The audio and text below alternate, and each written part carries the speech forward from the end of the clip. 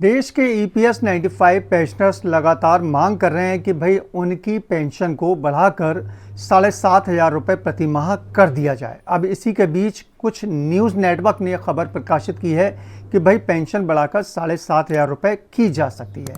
मैं आपको समझाने के लिए कुछ न्यूज़पेपर की कटिंग स्क्रीन पर जूम करके दिखाता हूं। देखिए दोस्तों, आपको दिख रहा होगा यहाँ बड़ा बड़ा हाईलाइट कर रखा है। ईपीएफओ 7,500 हो सकती है न्यूनतम पेंशन। और खबर दोस्तों पत्रिका न्यूज़ नेटवर्क ने प्रकाशित की अपने नई दिल्ली एडिशन में। लिखा, केंद्र सरकार ईपीएस 95 के तहत न्यूनतम मासिक पेंशन में वृद्धि करने पर विचार कर रही है। सूत्रों के मुताबिक श्रम और वित्त मंत्रालय के बीच इस पर उच्च स्तरीय चर्चा जारी है।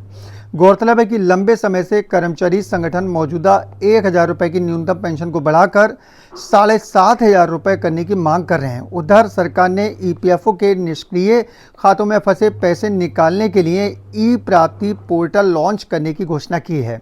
केंद्रीय श्रम मंत्री मनसुख मांडविया ने बताया कि इसका उद्देश्य 31 मार्च 2024 तक निष्क्रिय खातों में पड़ी 8,505 करोड़ की राशि का निपटान करना है। अब देखिए दोस्तों, इसी तरीके की खबर हिंदुस्तान न्यूज़पेपर में भी प्रकाशित की गई है और ये खबर दोस्तों लखनऊ एडिशन में प्रकाशित की गई है और बड़ा बड़ा हाईलाइट कर रखा है। न्यूनतम पेंशन बढ़ाने की दिशा में काम कर रही सरकार राजभर। अब ये क्या है खबर, मैं आपको दिखा देता हूँ।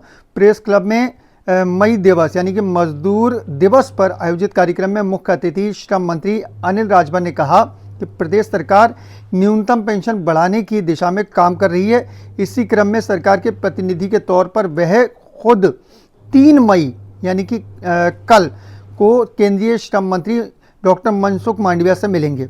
ईपीएफ की न्यूनतम पेंशन बढ़ाए जाने के संबंध में वार्ता करेंगे।